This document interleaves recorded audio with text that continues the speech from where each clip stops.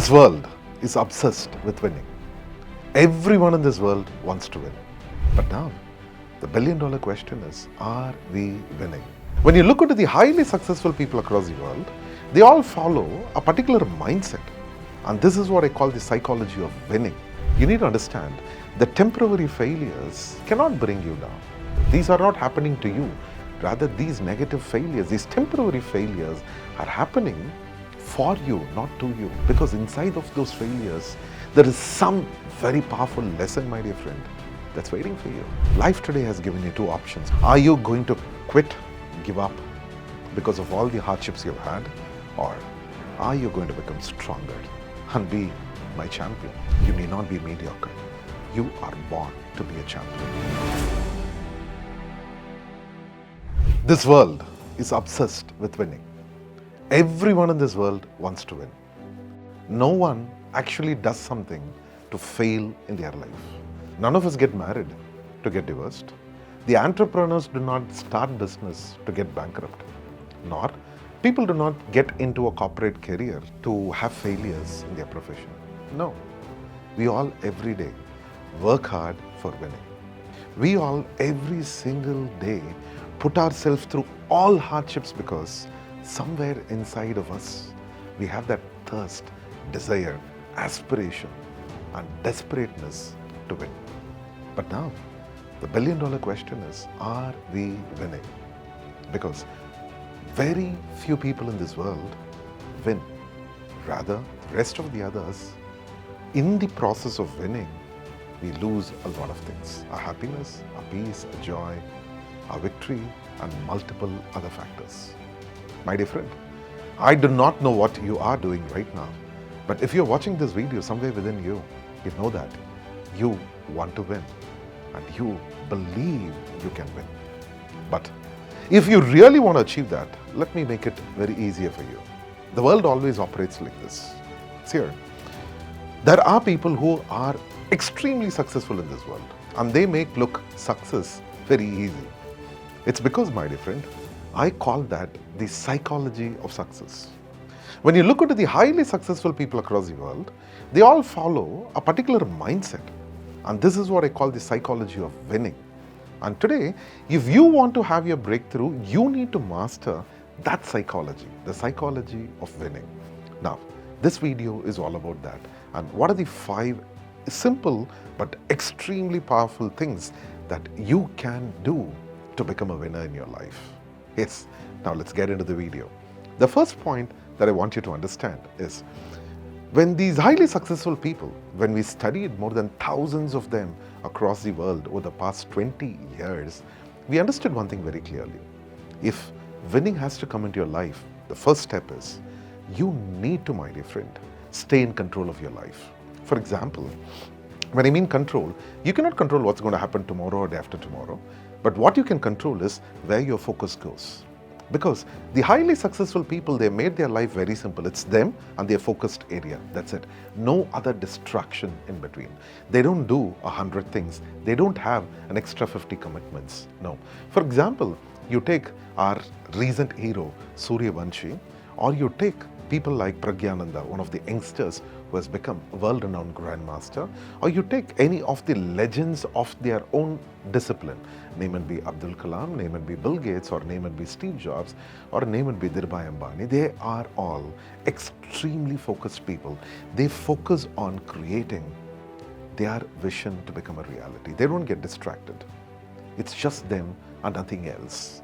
Now, they do not have any other hobbies. They do not have any other focus areas. Now, this is what I call super discipline and super dedication. Now, my dear friend, I don't know what you want to achieve in your life, but if it's going to be you and your super discipline alone, I'm assuring you, you have 98 percentile chances of success in your life. The second important psychology for winning is, all these leaders who are successful, when you look into their life, they are emotionally detached from temporary failures. It doesn't matter how many failures hits you, my dear friend. See, I'm into business. I run a couple of organizations. And more than the calls that I get about confirmations of businesses or collection of payments, the negative calls that you get in a day are more. Now, this is not because you're not lucky. This is because you live in a world of uncertainties. You need to understand that temporary failures cannot bring you down. I see millions of people today worry about temporary failures. They believe that those negative things are happening to them. No. Rather, I have a different thought about all these things. I will tell you, you need to look at it in a different point of view. These are not happening to you. Rather, these negative failures, these temporary failures are happening for you, not to you.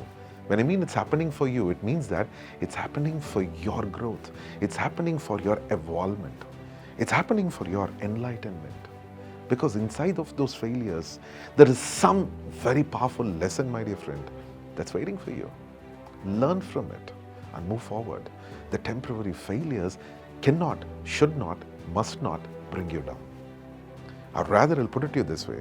One of the very important researchers by a woman called Angela Duckworth, she speaks about something called as grit. What is grit? Grit is nothing else other than your ability to stay with your passion despite the failure, despite the time it takes, despite the challenges you encounter. And she proves that the people who stay with those grit for a longer period of time in whatever element of life you are into, sports, business, profession, you want to be a CEO, you want to build the world's biggest brand, it doesn't matter.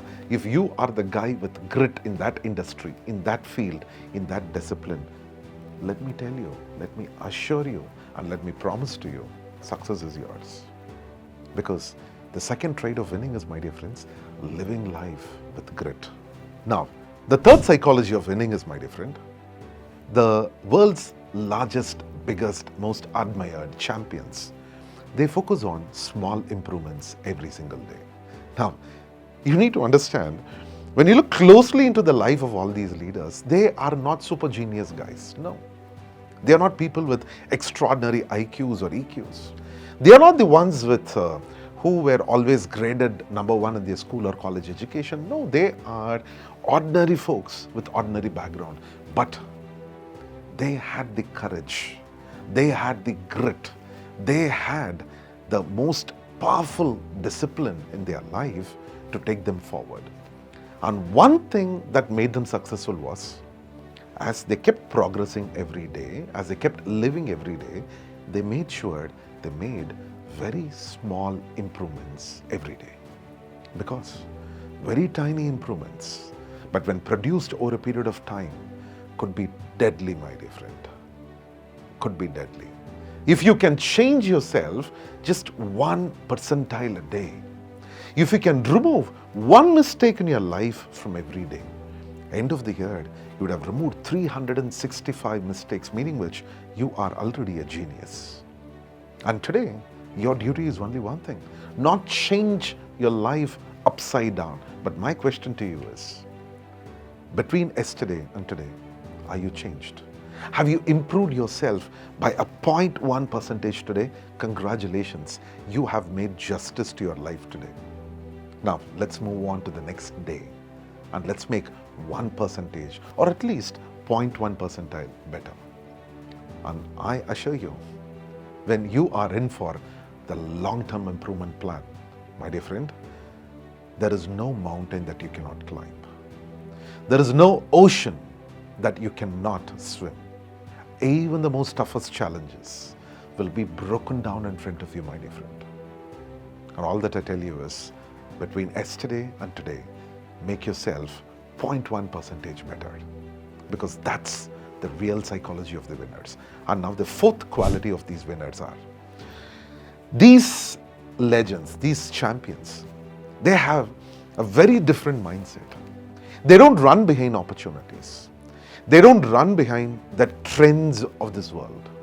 Rather, when you look at the champions, their minds operate very differently. They listen to their intuitions, they listen to their heart. They are very sincere to do something that this world is not doing. My dear friend, if you do something because someone did it and it became successful for them, and someone suggested you have to do it and you can become successful, no. Every single idea that has made $1 billion growth in this world are original ideas, as I call it.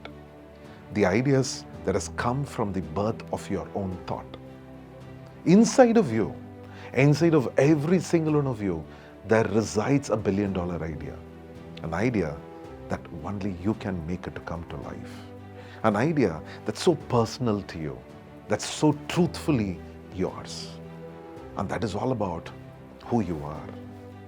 And today, my dear friend, when you go and embrace that intuitive thoughts, and when you live your life with that intuition, because I believe that world speaks to you through logic and analytics, but God speaks to you through your intuition.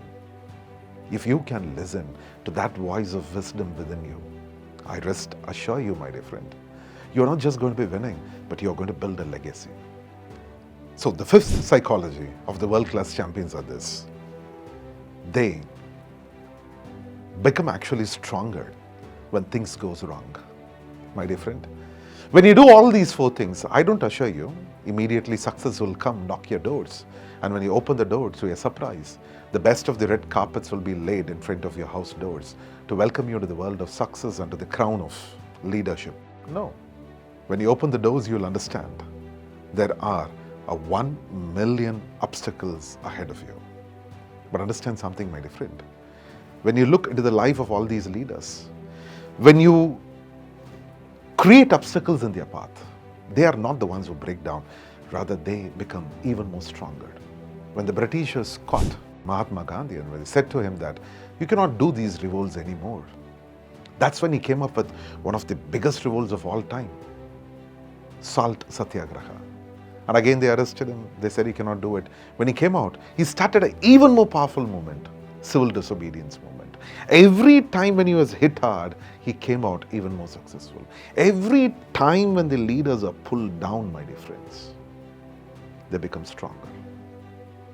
But today, unfortunately, most of us, when you're pulled down once, we are broken. When we are pulled down second time, we are depressed. When we are pulled down the third time, we quit. And when we are pulled down the fourth time, we lose our hope in life. But the champions, they react differently. You know, there are two versions of Steve Jobs, version 1 and version 2. Version 1, he was a strong guy, aspirational entrepreneur. But the moment he was thrown out of Apple, when he came back to Apple, everyone says he came back. Not once or twice, but he came back 10x more fierce, 10x more stronger. The comeback is always powerful. Even in the world of sports, when Virat Kohli had his comeback, he was a legend. When A.R. Rahman had his comeback, he was a super genius. Every single one of the champions. Because, my dear friend, when they fail, they become stronger. Life today has given you two options, my dear friend. Choose yours. Are you going to quit, give up because of all the hardships you've had? Or are you going to become stronger and be my champion? The choice is yours. Think about it. Because I know inside of you, a champion is asleep. You have an option to wake him up, to wake her up, and rule the world for the rest of its time. You need not be mediocre. You are born to be a champion. Remember that. This is your friend, Gerald Arun Das.